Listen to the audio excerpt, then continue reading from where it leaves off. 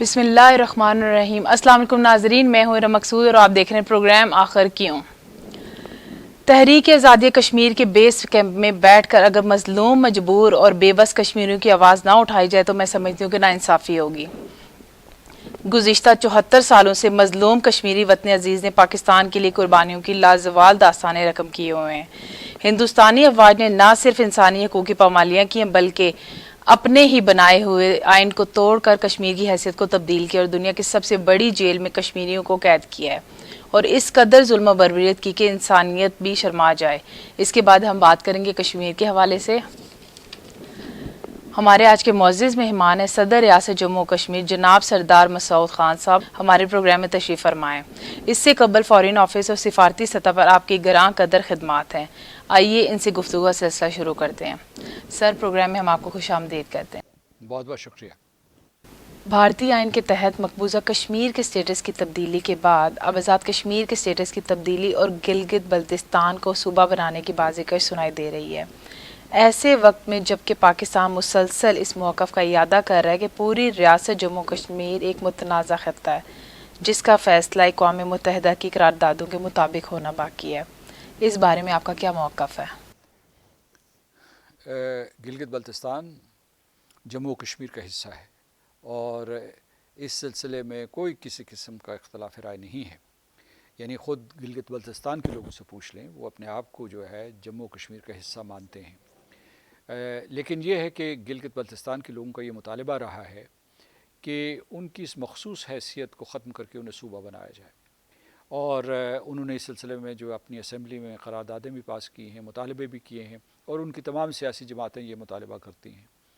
ہمارا آزاد کشمیر کے لوگوں کا یا جو حریت کے رہنما تھے مقبوضہ کشمیر میں، ان کا یہ موقف تھا کہ ایسا نہیں ہونا چاہیے کہ کہیں اس وجہ سے جو ہے ہندوستان یہ تاثر نہ دنیا کو دینا شروع کر دے کہ پاکستان نے جو ہے گلگت بلتستان کو اپنے ساتھ ملا لیا ہے، اس طریقے سے مسئلہ کشمیر ختم ہو گیا ہے اور اس کی بھی وہی حیثیت ہو گئی ہے جو مقبوضہ علاقوں کی ہے، جیسے ہندوستان نے ان کو زبردستی اپنے ساتھ شامل کر لیا ہے۔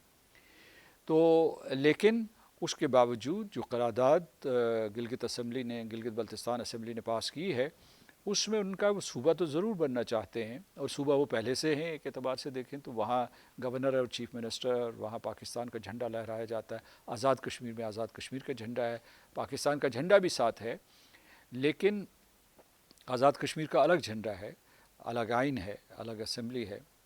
تو کہنے کا مطلب یہ ہے کہ وہاں بھی انہوں نے یہ کہا، یہ شرط عائد کی ہے کہ وہ اس قسم کا صوبہ چاہتے ہیں کہ جب رائے شماری ہوگی اقوام متحدہ کی قراردادوں کے مطابق تو وہ اس میں شرکت کریں گے، یعنی وہ اس قسم کا جو ہے جس کے کنڈیشن، اس شرط کے ساتھ جو ہے وہ ایک صوبہ مانگ رہے ہیں، اور وہ ایک عبوری صوبہ مانگ رہے ہیں، ایک آئینی صوبہ نہیں مانگ رہے۔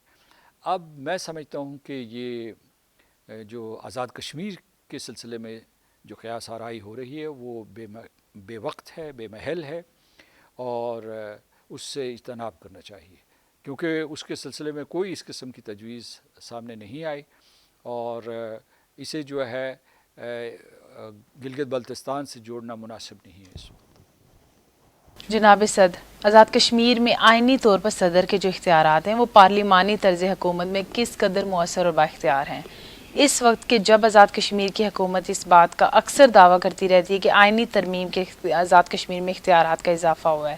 آپ اس کے بارے میں کیا کہیں گے؟ آزاد کشمیر کا صدر آئینی سربراہ ہوتا ہے، اور میں سمجھتا ہوں کہ یہ جو گزشتہ 5 سال گزرے ہیں، 5 سال مکمل ہونے والے ہیں، اس میں آئینی سربراہ کے طور پر میں نے کئی فرائض سر انجام دیے ہیں۔ ایک یہ کہ میں نے پارلیمنٹ کے ساتھ قریبی تعلقات رکھے ہیں، اس کے بعد قائد حزب اختلاف اور قائد حزب اقتدار کے ساتھ میرے مثالی تعلقات رہے ہیں، اور دوسرے یہ ہے کہ میں نے اداروں کے درمیان جو آئینی ادارے ہیں ان کے درمیان توازن برقرار رکھنے کی کوشش کی ہے، اور اس سلسلے میں ہمیں کامیابی ہوئی ہے۔ ٹھیک۔ پارلیمانی جمہوریت میں جو انتظامی اختیارات ہوتے ہیں یا جو چیف ایگزیکٹو کے اختیارات ہوتے ہیں وہ وزیر اعظم کے پاس ہوتے ہیں، اور وزیر اعظم صاحب نے بھی اپنے فرائض نبھائے ہیں۔ ہمارے جو پارلیمانی نظام ہے وہ دنیا کے کسی اور پارلیمانی نظام سے کم نہیں ہے، کم تر نہیں ہے، اور اس میں کئی خوبیاں ہیں جو میں گنوا سکتا ہوں۔ دوسرا سوال یہ ہے آپ کا کہ 13ویں ترمیم کے بعد آزاد کشمیر کے پاس، ریاست آزاد کشمیر کے پاس کیا اضافی اختیارات آئے ہیں؟ تو دو اختیارات میں گنواتا ہوں، ایک مالیاتی یا فائنینشیل، اور دوسرے جو ہیں وہ انتظامی۔ بہت سے وسائل جو تھے، مالی وسائل جو تھے، وہ آزاد جموں کشمیر کونسل سے یہاں منتقل ہوئے ہیں ریاست آزاد جموں کشمیر کو۔ اسی طریقے سے جو پرانا آئین تھا 1974 کا، جس کو انٹرم کانسٹیٹیوشن ایکٹ کہتے تھے، اس کے تحت جو انتظامی اختیارات کونسل کے پاس تھے وہ اب آزاد کشمیر کی حکومت کے پاس آ گئے ہیں۔ نہ صرف یہ، میں سمجھتا ہوں کہ بڑی حد تک ریاست کے طور پر آزاد کشمیر کا تشخص بڑھا ہے اس ترمیم کی وجہ سے۔ تو یعنی اب جو ہے ریاست زیادہ با اختیار ہے۔ ٹھیک ہے، بیس کیمپ کی حکومت کو تحریک آزادی کشمیر کی پشت بان کہا جاتا ہے، لیکن 5 اگست 2019 کے بعد اب عام کشمیری بھی یہ بات محسوس کر رہا ہے کہ پاکستان کے ساتھ ساتھ آزاد کشمیر کی حکومت بھی عملاً تحریک آزادی کشمیر سے کنارہ کش ہو چکی ہے۔ بیس کیمپ کے حکمراں کے طور پہ آپ اس بارے میں کچھ بتائیے۔ دیکھیے، یہ تاثر نہ دیجیے، نہ سوالوں میں نہ کسی کو جواب میں یہ تاثر دینا چاہیے۔ جو آزادی کشمیر، حق خود ارادیت اہل جموں کشمیر کے لیے، یہ پاکستان کا ایمان ہے، یہ آزاد کشمیر کے لوگوں کا ایمان ہے۔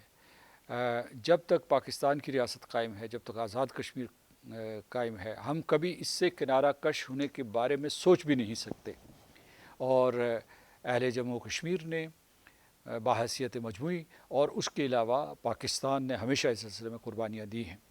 ہندوستان یہ پروپیگنڈا کرنے کی کوشش کر رہا ہے کہ یہاں جو تحریک آزادی ہے پاکستان میں یا آزاد کشمیر میں سست روی کا شکار ہو گئی ہے۔ یہ بات بالکل درست نہیں ہے۔ بیس کیمپ اپنا کردار ادا کر رہا ہے۔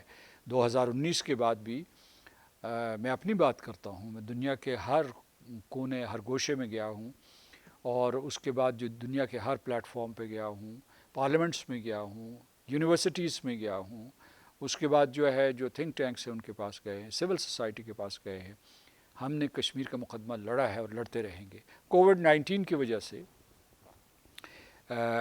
تھوڑی سی سست روی آئی، کیونکہ جو ہے پابندی لگی جو ہے ٹریول کے اوپر، سفر کے اوپر، لیکن اس کے باوجود ہم نے ویبینارز کیے ہیں۔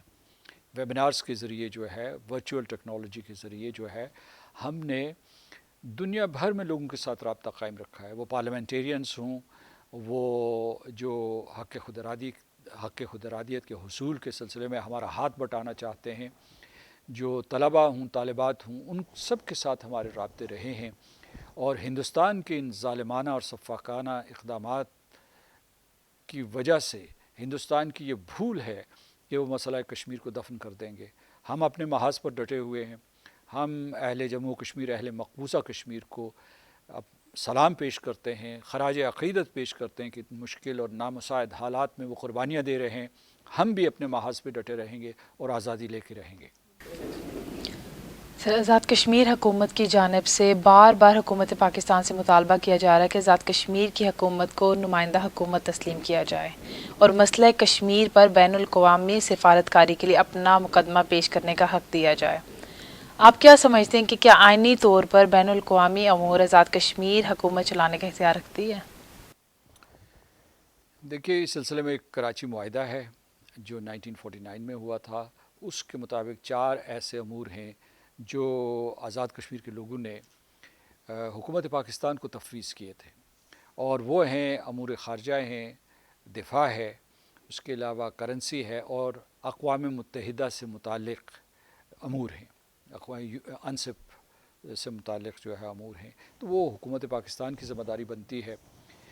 لیکن میں یہ سمجھتا ہوں کہ موجودہ حالات میں بھی، جیسا کہ ہمارے قائدین نے دیکھا ہے پچھلے 5 سال میں، بلکہ پچھلے 70 سال میں، کہ ہمارے اوپر، آزاد کشمیر کے لوگوں کے اوپر کوئی پابندی نہیں ہے کہ وہ مقدمہ کشمیر دنیا کے ایوانوں میں پیش کریں۔